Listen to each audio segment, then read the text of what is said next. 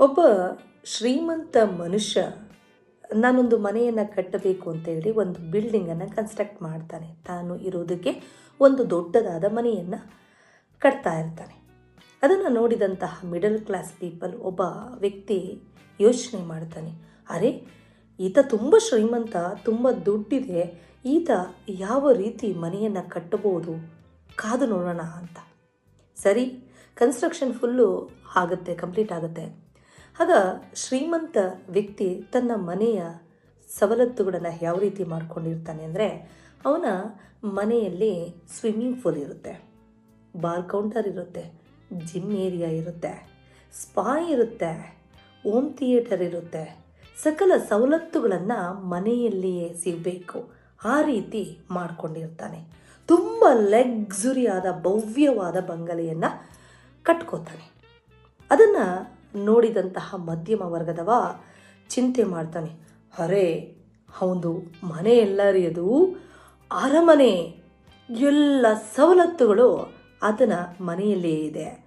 Swimming pool ಇದೆ, ಎಲ್ಲೋ ಹೋಗೋ ಹಾಗಿಲ್ಲ, ಹೋಮ್ ಥಿಯೇಟರ್ ಇದೆ, ಮನೆಯಲ್ಲೇ ಬಿಂದಾಸಾಗಿ ಮೂವಿ ನೋಡ್ಬೋದು, ಜಿಮ್ ಇದೆ, ಆರಾಮಾಗಿ ಎಕ್ಸಸೈಸ್ ಮಾಡ್ಕೋಬೋದು, ಬಾರ್ ಕೌಂಟರ್ ಇದೆ, ಬೇಕಾದಾಗ ಎಣ್ಣೆ ಹಾಕ್ಕೋಬೋದು.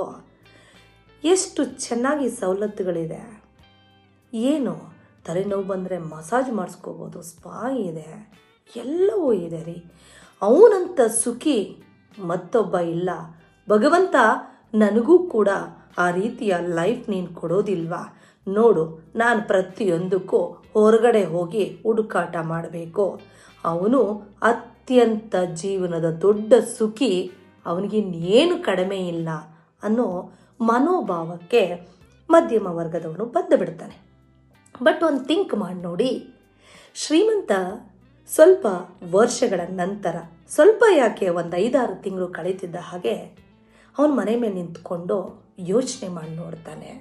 ಮಧ್ಯಮ ವರ್ಗದವರನ್ನು ದೃಷ್ಟಿಸಿ ನೋಡ್ತಾನೆ, ಅರೆ ಇವ್ರ ಜೀವನ ಎಷ್ಟು ಚೆಂದ ಅಲ್ವಾ ಅಂತ. ಯಾಕೆ ಅಂತೀರಾ? ಯಾಕೆ ಅಂದರೆ ಮಧ್ಯಮ ವರ್ಗದವರ ಮನೆಯಲ್ಲಿ ಸ್ವಿಮ್ಮಿಂಗ್ ಪೂಲ್ ಇರೋದಿಲ್ಲ. ಸೊ ಒಂದು ತಿಂಗಳಿಗೋ ವರ್ಷಕ್ಕಾದರೂ 6 ತಿಂಗಳಿಗೊಮ್ಮೆ ಆದರೂ ಮನೆಯವರೆಲ್ಲ ಸೇರಿಕೊಂಡು ಒಂದು ರೆಸಾರ್ಟ್ಗೆ ಹೋಗೋಣ ಅಂತ ಪ್ಲ್ಯಾನ್ ಮಾಡ್ತಾರೆ. ಅಲ್ಲಿ ಸ್ವಿಮ್ಮಿಂಗ್ ಪೂಲ್ ಇರುತ್ತೆ, ಅಲ್ಲಿ ಬಿದ್ದು ಒದ್ದಾಡಿ ಸ್ವಿಮ್ ಮಾಡಿ ತುಂಬ ತುಂಬ ಚೆನ್ನಾಗಿ ಎಂಜಾಯ್ ಮಾಡ್ತಾರೆ ಲೈಫ್ನ.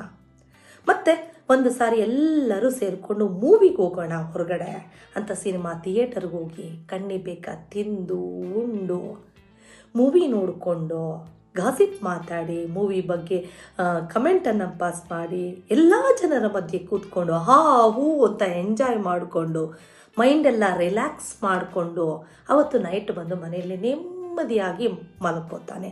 4 ಜನಕ್ಕೆ ಹೇಳ್ತಾನೆ, ನೆನ್ನೆ ಮೂವಿಗೆ ಹೋಗಿದ್ದಾವೆ, ಸೂಪರ್ ಮೂವಿ, ನೀವು ಹೋಗಿ ಬನ್ನಿರಿ ಅಂತ.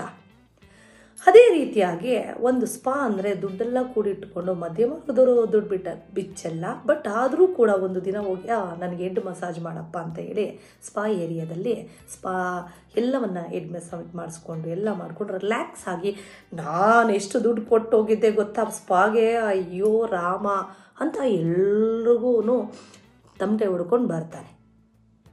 ಅವನ ಜೀವನ ನೋಡಿ ಎಷ್ಟು ಚಂದವಾಗಿರುತ್ತೆ. ಮತ್ತೊಂದು ಅಂಶ ಅಂದರೆ ಜಿಮ್.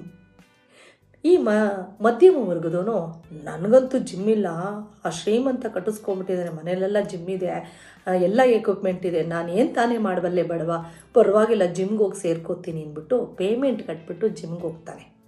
ಅಲ್ಲಿ ಡಿಸಿಪ್ಲಿನ್ ಇರುತ್ತೆ, ಕೋಚಿಂಗ್ ಇರ್ತಾನೆ, ಕೋಚರ್ ಇರ್ತಾನಲ್ಲ ಅವನು ಬಿಡೋದಿಲ್ಲ. ಪ್ರತಿದಿನ ಇಷ್ಟು ಗಂಟೆಗೆ ಬರಬೇಕು, ಇಷ್ಟು ವರ್ಕೌಟ್ ಮಾಡಬೇಕು ಅಂತ ಹೇಳಿ ಸ್ಟ್ರಿಕ್ಟ್ ಮಾಡಿರ್ತಾನೆ, ವಾರ್ನಿಂಗ್ ಕೊಟ್ಟಿರ್ತಾನೆ. ಸೊ ದುಡ್ಡಿನ ಭಯಕ್ಕೋ ಅಲ್ವೋ ಗೊತ್ತಿಲ್ಲ, ಕೋಚರ್ ಭಯಕ್ಕಾದರೂ ಪ್ರತಿದಿನ ಜಿಮ್ಗೆ ಹೋಗಿ ಬರ್ತಾನೆ, ವರ್ಕೌಟ್ ಮಾಡ್ತಾನೆ, ತಾನು ಕಟ್ಟಿರೋ ದುಡ್ಡನ್ನು ಯುಟಿಲೈಸ್ ಮಾಡ್ಕೋತಾನೆ, ಎಕ್ವಿಪ್ಮೆಂಟ್ಗಳೆಲ್ಲ ಯೂಸ್ ಆಗ್ತಾ ಇರುತ್ತೆ.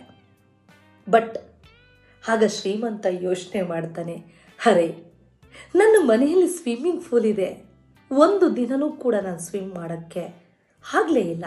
ಯಾಕೆ ಅಂದರೆ ಪ್ರತಿಯೊಬ್ಬರ ಟೈಮಿಂಗ್ಸ್ ಬೇರೆ ಆಗಿರುತ್ತೆ, ಮೂಡಿರೋದಿಲ್ಲ, ಅವ್ರದ್ದೇ ಆದ ಲೋಕ.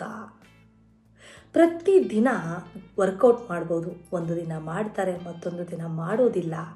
ಡಿಸಿಪ್ಲಿನ್ ಇಲ್ಲ, ಹೇಳೋರಿಲ್ಲ ಕೇಳೋರಿಲ್ಲ. ಇಕ್ವಿಪ್ಮೆಂಟ್ ನಮ್ಮದೇ ಇರ್ಬೋದು, ಬಟ್ ಯುಟಿಲೈಸ್ ಆಗಲ್ಲ, ವೇಸ್ಟು. ಆದರೆ ಶೋ ಅಪ್ಗೆ ತೋರಿಸ್ಕೊಳ್ಳೋಕೆ ಮಾತ್ರ ಅಲ್ಲಿರುತ್ತವೆ. ಒಂದನ್ನು ಅರ್ಥ ಮಾಡ್ಕೊಳ್ಳಿ, ತಮ್ಮ ಮನೆಯಲ್ಲೇ ಬಾರ್ ಕೌಂಟರ್ ಇರುತ್ತೆ, ಅಲ್ಲಿ ಕುಡಿಲೋ ಬೇಡವೋ ಅಂತ ತಾನೇ ಕುಡ್ಕೊಂಡು ಕೂತ್ಕೊಬೇಕು. ಅದೇ ನೋಡಿ ಮಧ್ಯಮ ವರ್ಗದವರು ಹೆಂಡತಿ ಕಾಣ್ದಂಗೆ ಸುಳ್ಳೇಳಿ ಎಸ್ಕೇಪ್ ಆಗಿ ಫ್ರೆಂಡ್ಸ್ ಜೊತೆ ಹೋಗಿ ಪಾರ್ಟಿ ಮಾಡಿ ಏನೇನೋ ಮಾಡಿಕೊಂಡು ಅವತ್ತು ಬಂದು ರಾಮಾಯಣ ಮಾಡಿಕೊಂಡು ಏನೋ ಒಂದು ಮಾಡಿಕೊಂಡು ಆ ದಿನ ಎಲ್ಲ ಎಂಜಾಯ್ ಮಾಡ್ಕೊಂಡು ಬಂದಿರ್ತಾರೆ. ಬಟ್ ಇವರು ತಮ್ಮಲ್ಲೇ ಎಲ್ಲವನ್ನು ಇದ್ರೂ ಏನಿದು ಜೀವನ ಒಂಟಿತನ ಕಾಡ್ತಾ ಇರುತ್ತೆ. ಯಾಕೆಂದರೆ ಒಂಟಿತನ ಅವ್ರಿಗೆ ಅಂತ ಅಲ್ಲ ರೀ, ಎಲ್ರಿಗೂ ಹಾಗೆ. ಬಡವರಾಗಿರಲಿ ಶ್ರೀಮಂತರಾಗಿರಲಿ ಮನೆಯಲ್ಲೇ ಎಲ್ಲ ಸವಲತ್ತುಗಳಿದ್ದಾಗ ಯಾರು ಯುಟಿಲೈಸ್ ಮಾಡ್ಕೊಳಕ್ಕಾಗಲ್ಲ. ಒಂದು ಹೋಮ್ ಥಿಯೇಟರಲ್ಲಿ ನನಗೆ ಟೈಮ್ ಇರುತ್ತೆ, ನಾನು ಕೂತ್ಕೋತೀನಿ, ಮಗನಿಗೆ ಕೆಲಸ ಇರುತ್ತೆ, ಸೊಸೆಗೆ ಮತ್ತೊಂದು ಕೆಲಸ ಇರುತ್ತೆ, ಮೊಮ್ಮಕ್ಕಳಿಗೆ ಓದೋದಿರುತ್ತೆ. ಅದು ಯಾವಾಗ್ರಿ ನಾವು ಕೂತ್ಕೊಂಡು ಮೂವಿ ನೋಡ್ತೀವಿ? ಟೈಮೇ ಇರಲ್ಲ ರೀ ಆ್ಯಕ್ಚುಲಿ. ಹಂಗೆ ನೋಡೋದಕ್ಕೂ ಆಗಲ್ಲ. ಹಂಗೆ ಅಕಸ್ಮಾತ್ ಹಂಗೆ ಟೈಮ್ ಮಾಡಿಕೊಂಡು ನಮ್ಮ ಫ್ಯಾಮಿಲಿಯವ್ರು ನಾವೇ ಕೂತ್ಕೊಂಡು ಹಾ ಅಂತ ನೋಡಿದ್ರೆ ಅದು ಏನ್ರಿ ಚೆಂದ ಇರುತ್ತೆ? 10 ಜನ, 100 ಜನ, 1000 ಜನಗಳ ಮಧ್ಯೆ ಕೂತ್ಕೊಂಡು ಅಂತ ನೋಡಿದ್ರೆ ಅದ್ರ ಮಜನೇ ಬೇರೆ ಇರುತ್ತೆ ಅಲ್ವಾ? ಆಗ ಶ್ರೀಮಂತ ಯೋಚನೆ ಮಾಡೋದು, ದುಡ್ಡಿದೆ ಅಂತ ಎಲ್ಲವನ್ನು ತೊಗೊಂಬಂದು ನನ್ನ ಮನೆಯಲ್ಲೇ ಗುಡ್ಡೆ ಹಾಕ್ಕೊಂಡೆ, ಬಟ್ ಅನುಭವಿಸೋದಕ್ಕಾಗಲಿಲ್ಲ. ಆತ ನೋಡು, ದುಡ್ಡಿಲ್ಲ ನನ್ನ ಹತ್ರ ಏನೂ ಇಲ್ವಲ್ಲ ಅಂತ ಕೊರಗೋದು ಬಿಟ್ಟರೆ ಎಲ್ಲವನ್ನ ಎಂಜಾಯ್ ಮಾಡ್ತಾ ಇದ್ದಾನೆ. ಜಿಮ್ಗೆ ಹೋಗ್ತಾನೆ, ಸ್ವಿಮ್ಮಿಂಗ್ ಪೂಲ್ ಗೊತ್ತು ಅವನಿಗೆ, ಸ್ಪಾ ಗೊತ್ತು, ಬಾರ್ ಗೊತ್ತು, ಎಲ್ಲವನ್ನೂ ಗೊತ್ತು, ಎಲ್ಲವನ್ನೂ ಅನುಭವಿಸಿದ್ದಾನೆ ಲೈಫಲ್ಲಿ. ಬಟ್ ನಾನು ಎಲ್ಲ ಇದ್ದು ಏನನ್ನೂ ಅನುಭವಿಸೋದಕ್ಕಾಗಲಿಲ್ಲ ಅಂತ ಪರಿತಪಿಸ್ತಾನೆ. ಹಾಗೆ ನಾವು ಕೂಡ ಜೀವನದಲ್ಲಿ ಎಲ್ಲವೂ ಇದ್ದೂ ಕೂಡ ಅನುಭವಿಸಲ್ಲ ಅಂದರೆ ಅದು ನಮಗೆ ಬೇಕಿತ್ತಾ? ಅದನ್ನು ತಂದು ನಾವು ಗುಡ್ಡೆ ಹಾಕೊಳ್ಳೋ ಅವಶ್ಯಕತೆ ಇತ್ತಾ? ಎಲ್ಲಿ ಯಾವುದನ್ನು ಯಾವ ಸ್ಥಳದಲ್ಲಿ ಹೇಗೆ ಪಡೀಬೇಕೋ ಅದೇ ರೀತಿಯಲ್ಲಿ ಪಡ್ಕೊಂಡ್ರೆ ಮಾತ್ರ ಅದಕ್ಕೆ ಅರ್ಥ ಇದೆ, ವರ್ತಿದೆ. ಸುಮ್ಮನೆ ನಮ್ಮ ಹತ್ರ ದುಡ್ಡಿದೆ, ನಾವೆಷ್ಟೋ ಶ್ರೀಮಂತರಾಗಿದ್ದೀವಿ ಅಥವಾ 4 ಜನ ನಮ್ಮನ್ನು ನೋಡಿ ಹೊಗಳಬೇಕು ಅಂದರೆ ಅದು ಕೇವಲ ಹೊಗಳಿಕೆಯ ವಸ್ತು ಆಗಿರುತ್ತೆ ಹೊರತು ನಮ್ಮಲ್ಲಿ ಖುಷಿಯನ್ನು ಯಾವತ್ತೂ ತಂದು ಕೊಡೋದಿಲ್ಲ. ಇನ್ನರ್ ಸಂತೋಷ ಏನಿದೆ ಅದನ್ನು ಯಾರು ಹುಟ್ಟಾಕಕ್ಕಾಗಲ್ಲ ರೀ, ಅನುಭವಿಸ್ಬೇಕು, ಹೊರಗಡೆ ಹೋಗಬೇಕು. ಅದನ್ನು ಅರ್ಥ ಮಾಡ್ಕೊಳ್ಳಿ. ಹಾಗಾಗಿ ಯಾವತ್ತೇ ಆಗಲಿ ಮಿಡಲ್ ಕ್ಲಾಸ್ ಪೀಪಲ್ ಆಗಿರ್ಬೋದು, ಬೇರೆಯವ್ರನ್ನ ನೋಡಿ ಅವನು ಚೆನ್ನಾಗಿದ್ದಾನೆ, ನನ್ನ ಲೈಫ್ ಹೀಗೆ ಅನ್ನೋದು ಬಿಟ್ಬಿಡಿ. ಅವ್ರ ಅಂದ ಚಂದ ಅವ್ರಿಗೆ ಮಾತ್ರ ಗೊತ್ತಿರುತ್ತೆ, ಹೊರಗಡೆ ಇರೋರಿಗೆ ಗೊತ್ತಿರೋದಿಲ್ಲ. ಸೊ ಅವನಿಗೊಂಥರ ದುಃಖ ಇದ್ದರೆ ನಿಮಗೊಂಥರ ದುಃಖ ಇರುತ್ತೆ. ಇರೋದ್ರಲ್ಲಿ ಸಂತೋಷವನ್ನು ಹುಡುಕೊಳ್ಳೋ ಕೆಪಾಸಿಟಿ ನಮ್ಮಲ್ಲಿರುತ್ತೆ, ನಮ್ಮ ಕ್ರಿಯೇಟಿವ್ ಮೈಂಡ್ಗಿರುತ್ತೆ, ನಾವು ನೋಡೋ ದೃಷ್ಟಿಕೋನದಲ್ಲಿರುತ್ತೆ ಅನ್ನೋದನ್ನ ಮರಿಬೇಡಿ. ಏನಂತೀರಾ? ಸಬ್ಸ್ಕ್ರೈಬ್ ಮಾಡ್ಕೊಳ್ಳಿ.